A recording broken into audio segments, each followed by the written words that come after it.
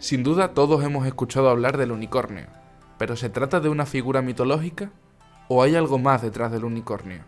Para ello, vamos a ver lo que dice la mitología y también la obra de pensadores como Carl Gustav Jung. Esta criatura, que a día de hoy vemos en representaciones en las mochilas de los niños, en carpetas también, parece que está de moda, pero nos lleva acompañando en realidad desde el principio de los tiempos. Grandes mentes siempre han debatido sobre si se trataba de un animal real o en realidad estábamos hablando de un arquetipo que tiene que ver con Carl Gustav Jung, que hemos mencionado hace tan solo unos segundos. Y como muchos otros mitos, puede que el unicornio aluda a nosotros mismos. ¿Podrían darse ambas posibilidades al mismo tiempo? Vamos a intentar averiguarlo. Para empezar, nos vamos a ir a Siberia para conocer al primer unicornio del que vamos a hablar. En primer lugar, cabe señalar que esta maravillosa criatura, que a todos nos encanta, no siempre se ha imaginado como lo hacemos ahora. Por supuesto, ahora la imaginamos bella y esbelta con forma de caballo, pero lo cierto es que la representación del unicornio ha variado mucho a lo largo del tiempo, a medida que nosotros también hemos ido cambiando. De hecho, si acudimos a las primeras representaciones, puede que incluso nos planteemos si hablamos de una criatura real. Esa criatura real no es otra que la conocida como unicornio siberiano, cuyo nombre científico es Elasmotherium sibiricum. Esta es una especie extinta ya de mamífero que sería de la familia del rinoceronte y cuya representación están viendo ustedes ahora mismo. ¿Es esta la criatura que da origen al mito de la figura de ese caballo esbelto, bello, con un cuerno en la frente? Es poco probable que podamos afirmarlo con rotundidad, pero algunos así lo creen. Lo cierto es que hablamos de un animal que, aunque guarda muchas similitudes con el caballo, si miramos la imagen, se parece mucho más a un toro, pero por sí mismo además dio lugar a otras leyendas diferentes de las del unicornio. Por eso mismo parece que tenemos que descartar a este como origen del unicornio europeo que todos conocemos. Sin embargo, nosotros siempre hemos oído hablar de un mito de un unicornio clásico. En origen, esta criatura mitológica estaba representada como un caballo blanco con patas de antílope, barba de chivo y cuerno en la frente. Pero en las películas y en las representaciones modernas, las que encontramos a día de hoy, lo vamos a encontrar que es idéntico a un caballo. La mayoría de veces lo vamos a encontrar blanco, con un cabello muy bello y con ese unicornio también blanco saliéndole de la frente. En algunos casos también lo encontramos con ese cabello de arco iris que le recorre toda la parte de la espalda. Este ser es protagonista de muchas historias y leyendas. En la Edad Media significaba fuerza y estaba considerado como un animal fabuloso capaz de derrotar a animales más fuertes físicamente, incluso a los elefantes. Tanto se creía en la existencia de este animal que muchos personajes organizaban batidas de caza para buscarlo.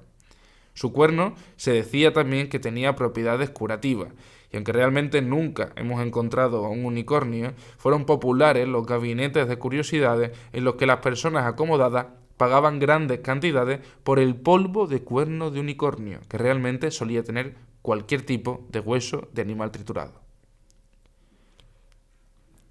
No obstante, esto no queda en una anécdota histórica, pues como hemos estado diciendo, este unicornio clásico aparece en todas las culturas y en todas las épocas. Pocos no se maravillan ante la belleza de este animal. Por ello es que nos intriga tanto, ¿existió o no existió realmente? Esto todavía intriga a los investigadores y por ello podemos acudir a distintas explicaciones que intenta dar la zoología. Según los zoólogos, existen principalmente tres hipótesis que intentan explicar la aparición de la leyenda del unicornio en Europa. La primera procede de las exploraciones griegas, romanas y macedonia en la India. Existían relatos de criaturas de un solo cuerno, probablemente rinocerontes índicos. Si el hipopótamo fue llamado caballo de río por los exploradores griegos, parece verosímil suponer que igualmente describirían a un rinoceronte indio como un caballo con un cuerno sobre la cabeza. Sin embargo, no es posible afirmar con rotundidad que esto lo explique, que explique la existencia de este mito, porque si fuese así, solo hablaríamos del unicornio en Europa. Pero ¿qué ocurre? ¿Por qué está presente también en otras culturas? Por ello, hay que decir que esta explicación que hemos dado no es la única. Hay otra explicación que proviene de los pueblos vikingos. Aquí nos vamos a encontrar con un ser marino, y este ser marino no es otro que el narval. El narval es un ser parecido a una ballena que tiene un largo unicornio en su cabeza. Lo hemos representado también en la imagen que tenéis. Y las primeras representaciones artísticas conocidas de este cetáceo en el interior de Europa eran similares precisamente a un unicornio marino. Muy probablemente, puesto que el mito, tal y como lo conocemos, está documentado desde la antigua Grecia, los pueblos nórdicos tan solo aprovecharon esta leyenda para vender los colmillos de narval como si fueran cuernos de unicornio, asociados a todo tipo de creencias curativas. Así que tampoco se explica el que aparezca esta figura en nuestras leyendas, pero sí recordamos la importancia que ha tenido a lo largo de la historia, pues podría haber dado lugar al comercio en esta época en torno a los supuestos poderes del fantástico animal. Igualmente, nos queda la última explicación, que es la más moderna de las tres. Y esta explicación, mucho más moderna, tiene su origen en un descubrimiento en 2008, que se produjo en el Parque Natural de Prato, en Toscana, en Italia. En este lugar se ha documentado un corzo con un único cuerno en el centro, tal y como tienen en la imagen. Parece factible que esta peculiaridad se haya producido más veces a lo largo de la historia, y por ello es posible interpretar que el corzo de un solo cuerno, que además está en la zona de Italia, cercana a Grecia, donde encontramos el origen de este mito, pudiera dar origen a este animal mitológico. Desde luego comparte belleza con las imágenes del clásico unicornio, y explicaría la dificultad para verlo en cuanto que es una auténtica anomalía. Aunque encontramos muchas explicaciones distintas, ninguna de ellas es definitiva.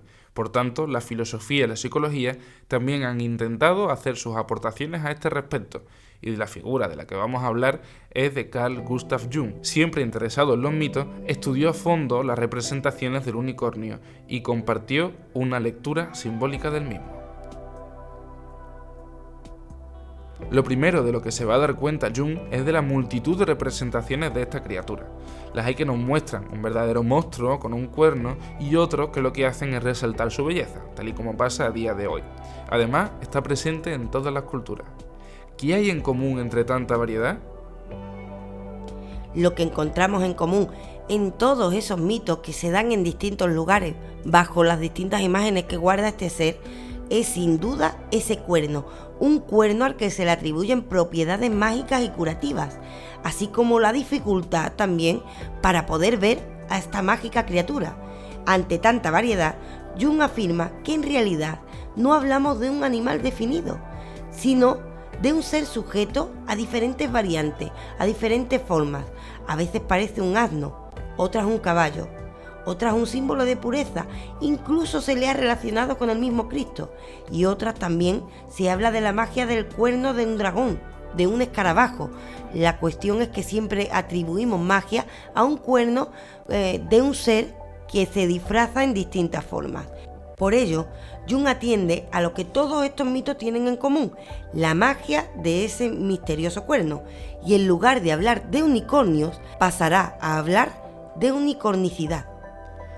Este término lo introduce en su obra Psicología y Alquimia, y a grandes rasgos lo que hace Jung es relacionar esta propiedad de la unicornicidad con las creencias alquimistas, que serían un reflejo de nuestro inconsciente. Esto, de relacionar la alquimia con nuestro inconsciente, es algo bastante moderno y que sin duda nos da otra visión completamente distinta de la que ya teníamos en la Edad Media de la alquimia.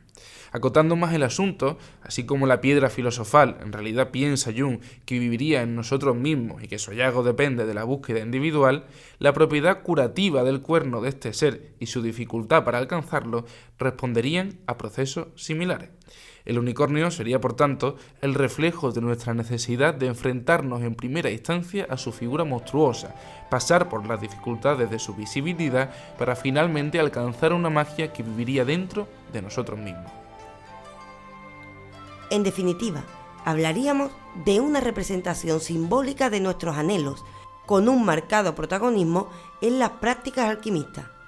Sea como sea, encontramos dos formas de interpretar una misma criatura que nos acompaña casi desde el principio del tiempo, la zoología o el simbolismo. ¿Cuál prefieren ustedes? ¿Son compatibles? ¿Y qué otras criaturas creen que podrían encontrarse en una situación similar a la del unicornio, generando interés en estos campos tan dispares del conocimiento?